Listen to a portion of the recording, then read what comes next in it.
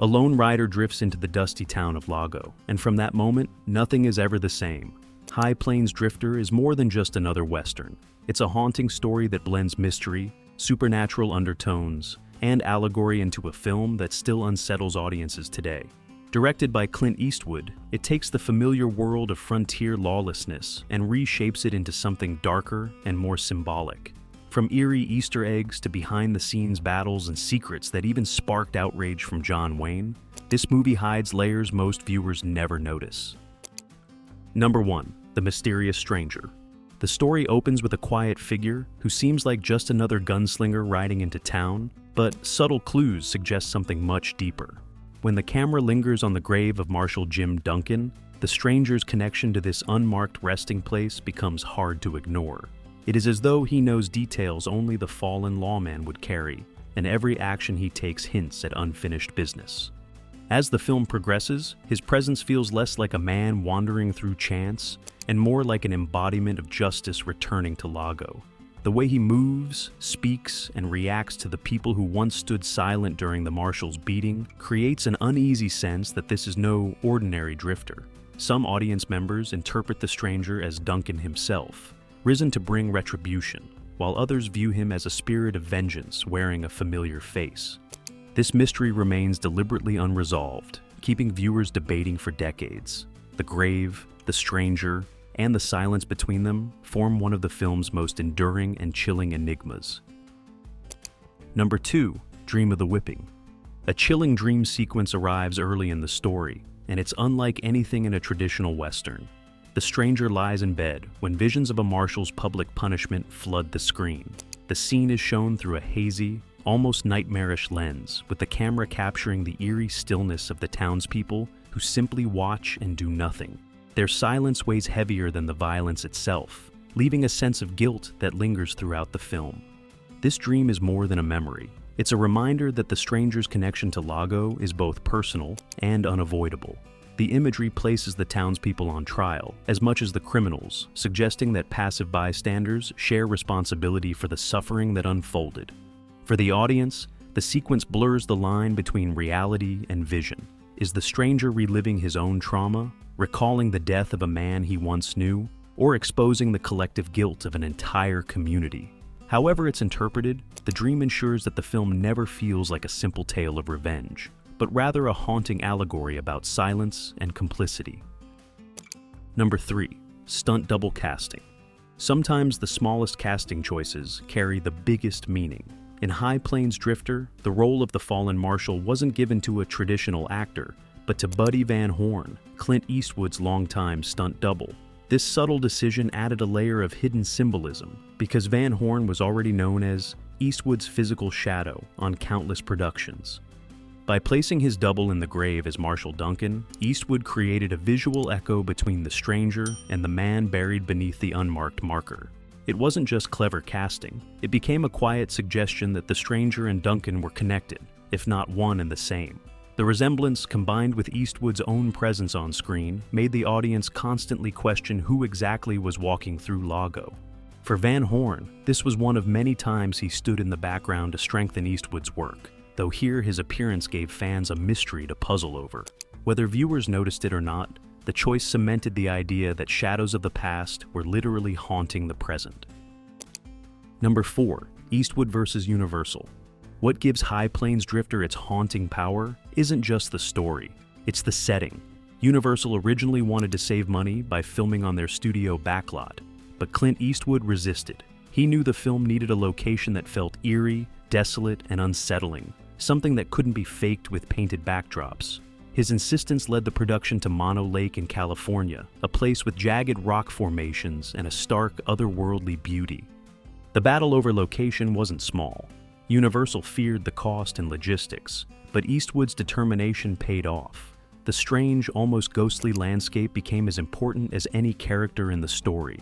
When the stranger rides into Lago, the environment itself feels like it has secrets buried within it. The town of Lago appears isolated, fragile, and vulnerable, amplifying the sense that its residents can't escape the consequences of their silence.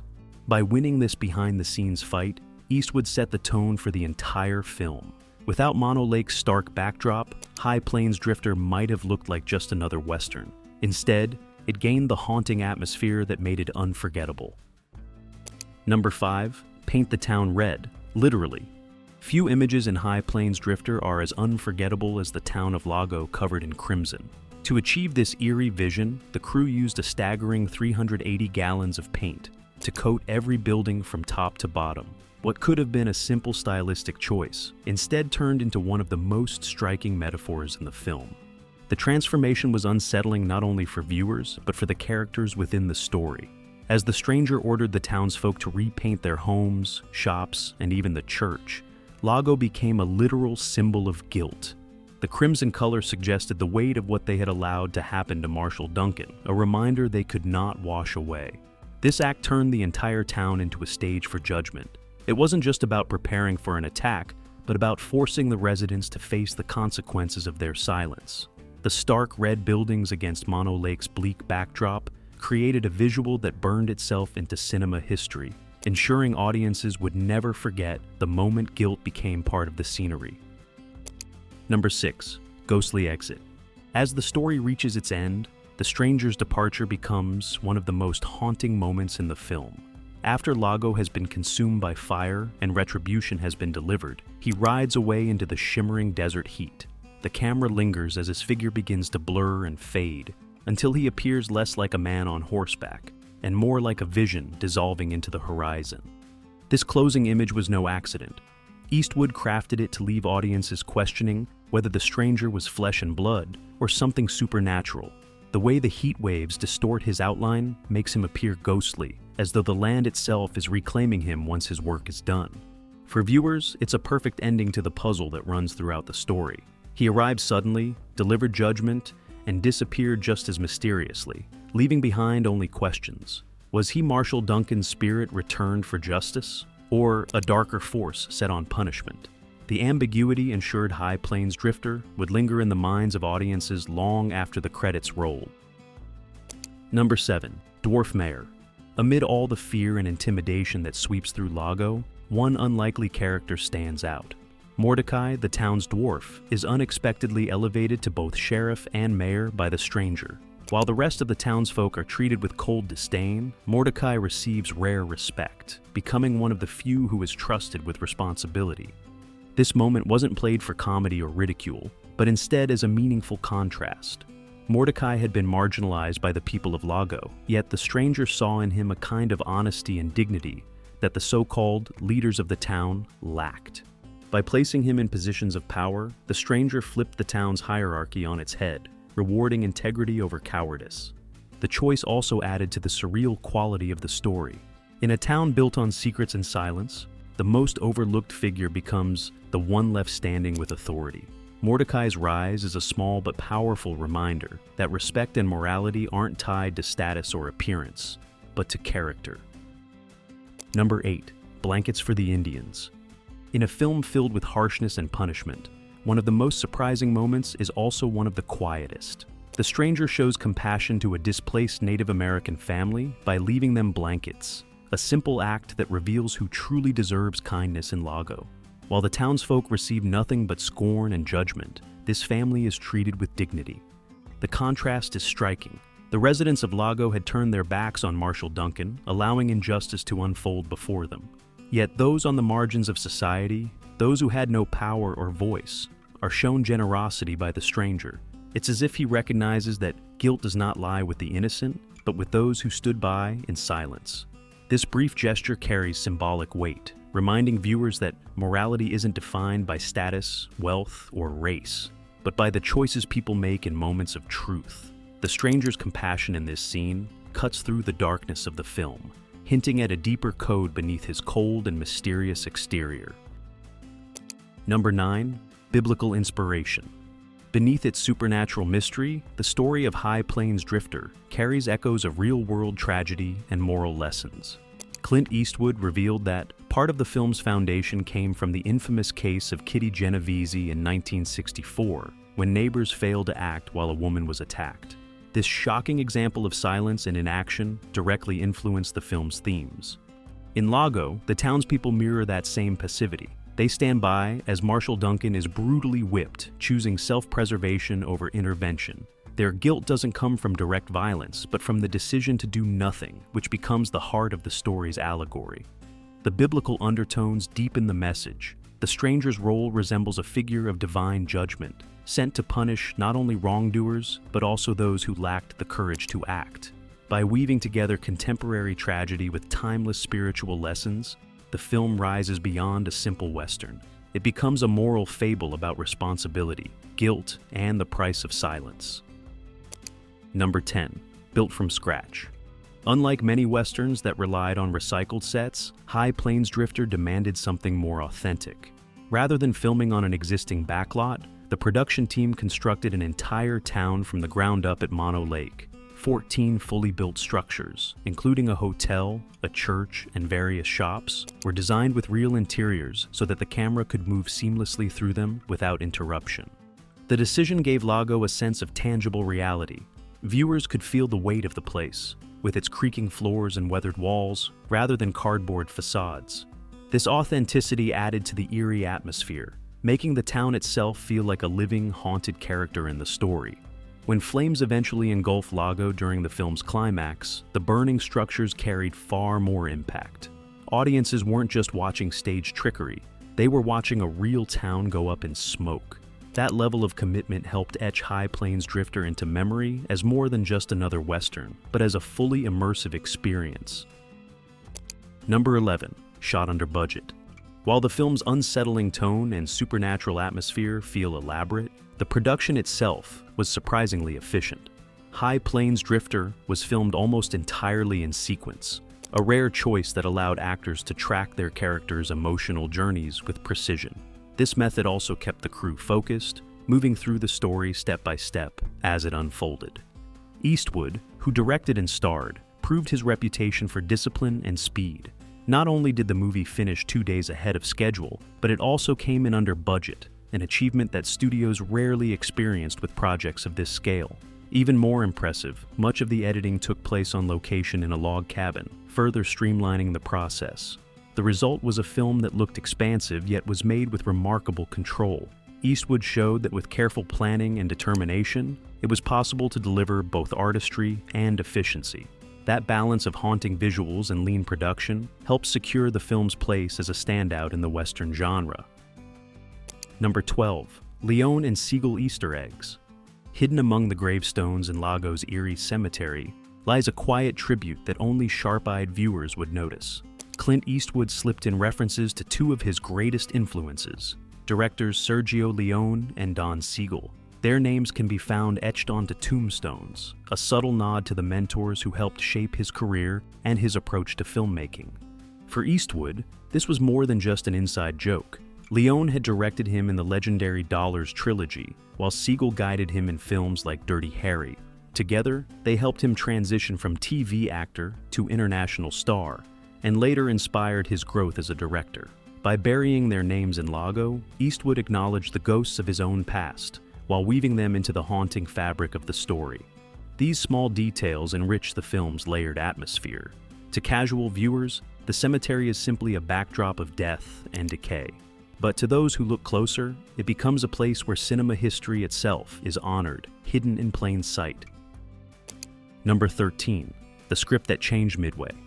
What began as a straightforward Western on the page became something far stranger and more layered by the time it reached the screen. The original draft by Ernest Tidyman, who had won an Oscar for The French Connection, presented a more traditional story. But when Clint Eastwood took over as director, he brought in Dean Reisner to reshape the material. Reisner revisions transformed the film into an allegory filled with surreal touches, dark humor, and supernatural overtones. Instead of a simple tale of justice, High Plains Drifter became a ghostly fable about guilt and complicity. The stranger was no longer just another gunslinger, he became a symbol, part avenger, part spirit, part mystery. This shift in tone explains why the movie continues to spark debate. It isn't easily categorized, and that was by design. By rewriting the story into something more ambiguous and unsettling, Eastwood and Reisner turned what could have been a routine Western into one of the most haunting and debated entries in the genre's history. Number 14. Backlash from John Wayne. Not everyone welcomed the unsettling vision of High Plains Drifter. Among its most vocal critics was John Wayne, the symbol of the classic Hollywood Western. After seeing the film, Wayne wrote a letter to Clint Eastwood expressing his disapproval. He believed the movie tarnished the image of the Old West, portraying it as corrupt, cowardly, and unworthy of the mythic ideals he had long embodied on screen. Wayne had built his career on stories where honor, courage, and frontier values triumphed. Eastwood's film, by contrast, painted a picture of a town consumed by guilt, fear, and moral weakness. To Wayne, this was a betrayal of the Western tradition. His criticism highlighted a generational divide, the fading era of heroic cowboy legends clashing with the new wave of revisionist Westerns. Though Eastwood did not directly respond, the criticism only underscored how boldly High Plains Drifter had challenged convention. By shaking the foundations of the genre, it proved that Westerns could still evolve, even if it meant unsettling their most famous champion. Number 15. Genre-shifting Western. Few Westerns of its time dared to blur the lines between genres as boldly as High Plains Drifter. At first glance, it carries the familiar elements: gunslingers, a dusty town, and the looming threat of outlaws. But beneath the surface, the film shifts into something more eerie, pulling from horror and even supernatural storytelling. The town of Lago feels less like a frontier settlement and more like a cursed place, haunted by guilt and watched over by an otherworldly figure. Scenes such as painting the town blood red or the stranger vanishing into the shimmering heat push the narrative far beyond typical cowboy tropes. This blending of tones unsettled some audiences but fascinated others, giving the film a unique identity.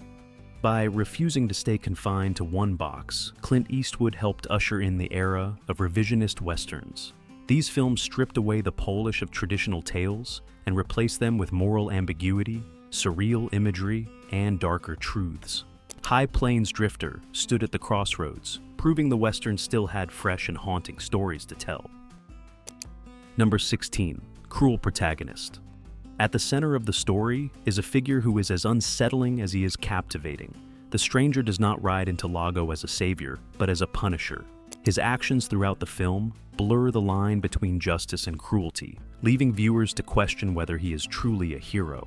He humiliates the townsfolk, exposes their cowardice, and delivers punishments with cold detachment. While audiences might expect a gunslinger to bring protection or redemption, the stranger instead reflects back the townspeople's own failings.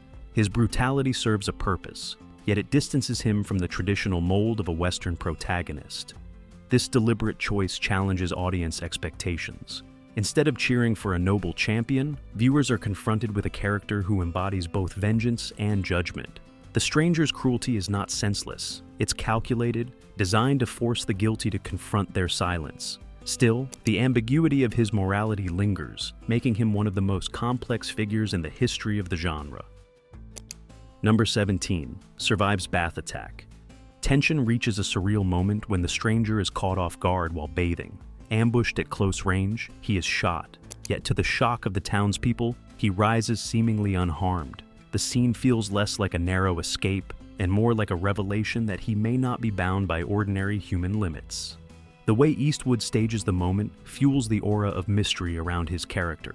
Instead of showing clear explanations, the film leaves viewers questioning whether luck, skill, or something supernatural allowed him to survive.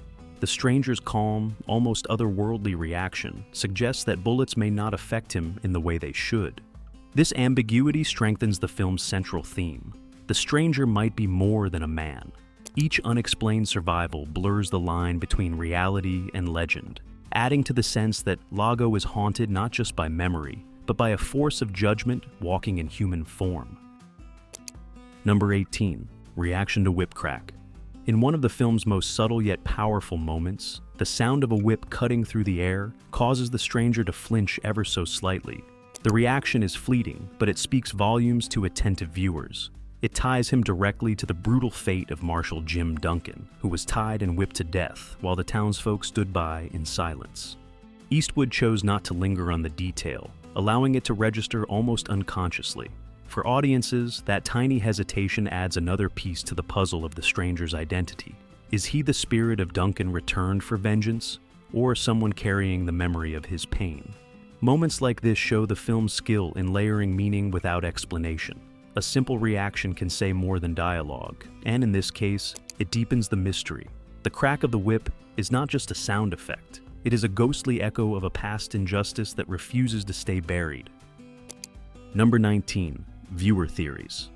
Few elements of High Plains Drifter spark as much debate as the true nature of the stranger. Over the years, audiences have argued fiercely about whether he is Marshall Duncan's spirit returned to seek justice, the devil himself come to punish the town, or something far more symbolic.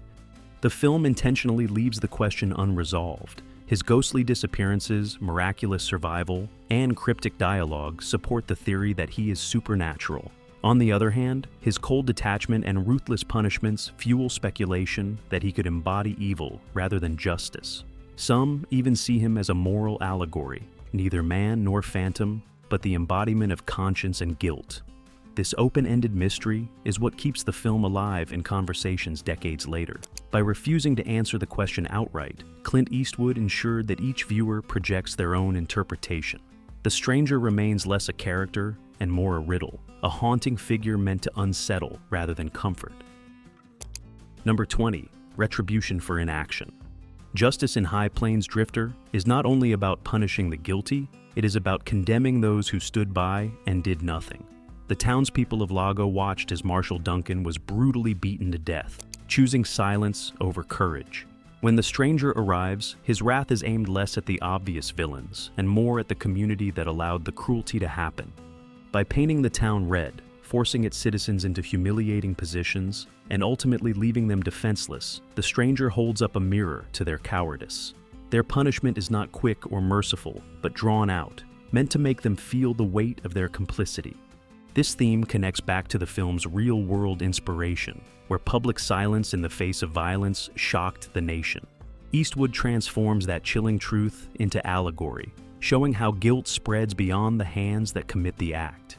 In Lago, everyone who failed to act becomes equally responsible, and the stranger ensures they cannot escape that reckoning. Number 21. Allegory over story.